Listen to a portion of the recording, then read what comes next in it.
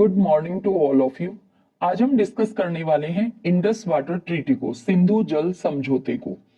ये समझौता भारत ने वर्तमान में स्थगित कर दिया है, निलंबित कर दिया है, समाप्त नहीं किया है। इससे पहले भी भारत पानी को रोक चुका है। आज हम इस समझौते को, ये कैसे हुआ, किन परिस्थितियों में हुआ और इसमें क्या प्रावधान किए गए थे, इसको डिस्कस करने वाले हैं। सबसे पहले ये नदियां जो हैं, इनको मैप में हम देख लेते हैं। सिंधु, झेलम, चिनाब, रावी, व्यास और सतलुज नदियां, इनको दो पार्ट में बांटा गया है, पश्चिमी नदियां और पूर्वी नदियां। इन पे क्या ट्रीटी है हम जानेंगे। सबसे पहले लोकेशन, ये आपको दिखाई दे रही है सिंधु नदी, इंडस रिवर या सिंधु नदी, जो भी आप कहना चाहें, ये दिखाई दे रही है सिंधु नदी। इसके अलावा सिंधु नदी के बाद इसकी 5 सहायक नदियां, झेलम, चिनाब, रावी, व्यास और सतलुज, जिसमें से व्यास और सतलुज नदी भारत में ही मिल जाती हैं और बाकी नदियां पाकिस्तान में मिलती हैं। जैसे झेलम और चिनाब ये जंग में मिल रही हैं, फिर रावी मिल रही है, सतलुज मिल रही है और फाइनली ये सिंधु नदी में जाकर मिलती हैं। और सिंधु नदी पूरे पाकिस्तान में बहते हुए आप देख पा रहे हैं, पाकिस्तान के उत्तर से दक्षिण तक बहते हुए ये जाकर अरब सागर में गिरती है। सिंधु नदी और इसकी 5 सहायक नदियों के 5 नदियों के द्वारा सिंचित क्षेत्र होने की वजह से इस एरिया, इस भूभाग का नाम पंजाब पड़ा था। 5 नदियों के द्वारा सिंचित होने की वजह से जब विभाजन हुआ तो पंजाब का भी विभाजन हुआ। पंजाब का जो पूर्वी हिस्सा था वो भारत के पास, पश्चिमी हिस्सा पाकिस्तान के पास। यहाँ पे ये झेलम, जो कि भारत और पाकिस्तान की प्राकृतिक रूप से सीमा भी बनाती है, और ये झेलम जाकर झंग में चिनाब नदी से मिल जाती है। इन 3 नदियों पे, इनको कहा जाता है पश्चिमी नदियां। इन 3 नदियों पे जो है वो क्या ट्रीटी है और रावी, व्यास और सतलुज पे क्या प्रावधान किया गया है। और जब भारत कोई परियोजना स्टार्ट करता है, कोई प्रोजेक्ट स्टार्ट करता है, तो पाकिस्तान क्यों विवाद खड़ा करता है, हम जानेंगे। ये आप रावी नदी देख पा रहे हैं, ये व्यास और सतलुज। फैक्ट के रूप में ध्यान रखना है, व्यास और सतलुज जो है वो भारत में ही आपस में मिल जाती है और फिर सतलुज नदी बहते हुए जाकर के यहाँ पे चिनाब और फिर सिंधु नदी में मिलती है। बाकी नदियों का जो मिलन है, जो मिलती है आपस में, वो पाकिस्तान के अंदर। भारत और पाकिस्तान का जब बंटवारा हुआ 1947, तो पंजाब को विभाजित किया गया। देखिए, लैंड का विभाजन फिर भी किया जा सकता है, पानी का बंटवारा और भी मुश्किल रहता है। हम जानेंगे कि आखिर ये पानी का बंटवारा किया कैसे गया। पंजाब को विभाजित किया, पूर्वी भाग पंजाब का भारत के पास, पश्चिमी भाग पाकिस्तान के पास।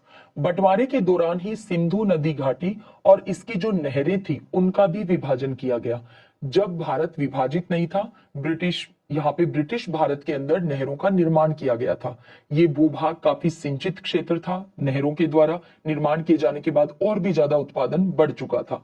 यहाँ पे विभाजन हुआ तो फिर नहरों को भी विभाजित किया।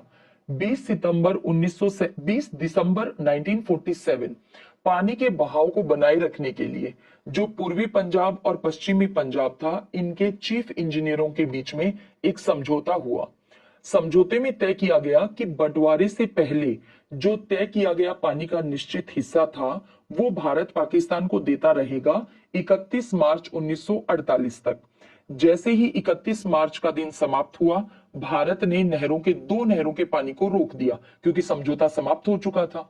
1 अप्रैल 1948 को जब समझौता लागू ही नहीं रहा, तो भारत ने पानी को रोक दिया था।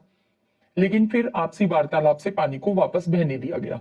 देखिए, वर्तमान में भी भारत ने जो समझौता स्थगित किया है, निलंबित किया है, तो ऐसे में पानी को रोकना इतना आसान भी नहीं है। 12 मासी ये नदियां हैं, खूब मात्रा में इनमें पानी रहता है। भारत को इस पानी को रोकने के लिए, कि हम पाकिस्तान में पानी ना जाने दें, बहुत बड़े बड़े डैम की नीड होगी, बहुत बड़ा केनाल सिस्टम, पूरा एक नहर तंत्र हमारे पास होना चाहिए। पानी को हम मोड़कर किस तरफ लेकर जाएंगे, अदरवाइज उस एरिया में बाढ़ आने का खतरा हो जाएगा। तो ऐसे में इस संधि को केवल स्थगित किया गया है। पानी को कंप्लीटली रोक देना ये इम्पॉसिबल काम रहता है, क्योंकि नेचुरल बहाव है और इतने पानी को रोकेंगे कैसे। हमारे पास उसके लिए डैम और केनाल, ये सब सिस्टम होना चाहिए, जो कि वर्तमान में नहीं है। 1951, आखिर ये समझौता क्या था, हमारा फोकस उसी पे है। अब क्योंकि पानी का बंटवारा करना था, इतना आसान नहीं था, तो ऐसे में 1951 में हमारे देश के प्रधानमंत्री पंडित जवाहरलाल नेहरू ने डेविड लिलियंथल को भारत बुलाया। डेविड कौन थे, लिलियंथल कौन था? तो इसने टेंसी नदी के लिए पूर्व प्रमुख के रूप में भूमिका निभाई थी, तो इनको भारत का निमंत्रण दिया, भारत आए। फिर इसके बाद ये पाकिस्तान भी गए। फिर दोनों पक्षों के बीच में बैठकें चली, क्योंकि ये डेविड लिलियंथल ने भारत और पाकिस्तान का दौरा किया, पूरी साइट को विजिट किया और जाकर के एक लेख लिखा। उस लेख को वर्ल्ड बैंक के हेड ने, जिसका नाम डेविड ब्लैक था, उसने भी पढ़ा और फिर दोनों देशों से कांटेक्ट किया। भारत पाकिस्तान से कांटेक्ट करके दोनों देशों के बीच में बैठकें करवाई। दोनों देशों के बीच में लगभग एक दशक तक बैठकों का दौर चला।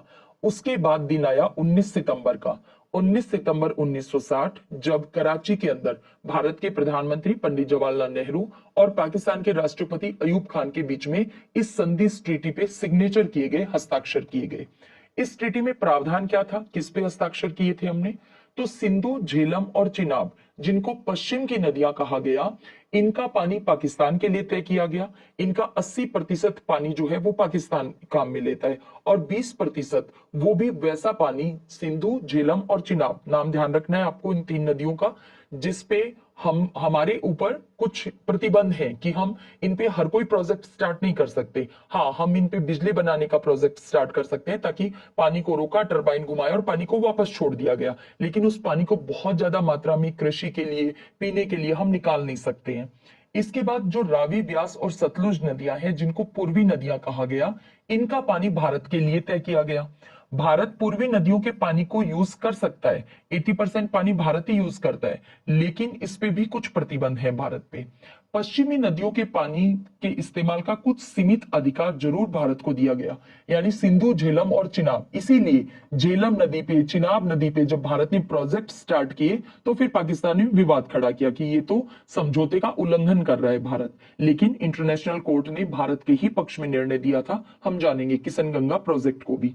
पश्चिमी नदियों के पानी के इस्तेमाल का, यानी सिंधु, झेलम, चिनाब के पानी का कुछ सीमित अधिकार भारत को दिया गया। 80% और 20% ये रेशियो रखा गया था। जैसे बिजली बनाने के लिए भारत काम में ले सकता था पानी को, कृषि के लिए बहुत सीमित मात्रा में, इसके अलावा मत्स्य पालन में सिंधु, झेलम, चिनाब के पानी को भारत काम में ले सकता था।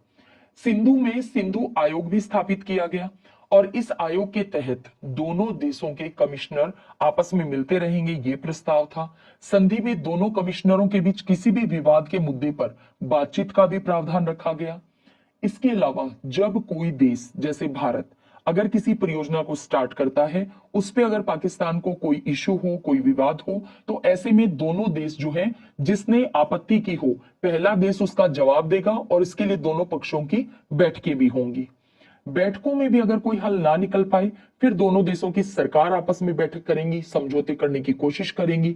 साथ ही ऐसे किसी भी विवादित मुद्दे पर अगर फिर भी ना सुलझ पाए विवाद, तो फिर तटस्थ विशेषज्ञ की मदद ली जाएगी या फिर कोर्ट ऑफ आर्बिट्रेशन में जाने का प्रावधान भी रखा गया यहाँ पे, कि फिर आप मध्यस्थ कोर्ट का भी यहाँ पे सहारा ले सकते हैं।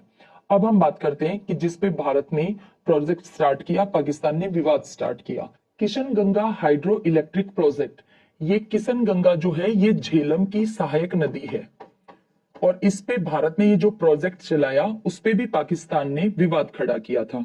और ये कहां पे है? ये Kishan Ganga hydro electric project जो है, ये बांदापुर जिले के अंदर है, जम्मू कश्मीर के बांदापुर जिले में। अब इस पे पाकिस्तान ने कहा कि डैम भारत ने बहुत ऊंचा बनाया है और कुल मिलाकर इस विवाद को ले गया था इंटरनेशनल कोर्ट में। कुछ टर्म्स कंडीशंस के साथ इंटरनेशनल कोर्ट ने भारत के ही पक्ष में फैसला दिया था। 2007 में हमने ये प्रोजेक्ट स्टार्ट किया था, जल्दी पूरा हो जाता, लेकिन पाकिस्तान के विवादों के चलते आखिर इसका उद्घाटन 2018 में हो चुका है। ठीक इसी तरह से बगलिहार प्रोजेक्ट पे भी, और इसके अलावा जो रातले हाइड्रो इलेक्ट्रिक प्रोजेक्ट है, ये किश्तवाड़ा जिले में है, जम्मू कश्मीर के किश्तवाड़ा में, और ये कहां पे है? चिनाब नदी पे है।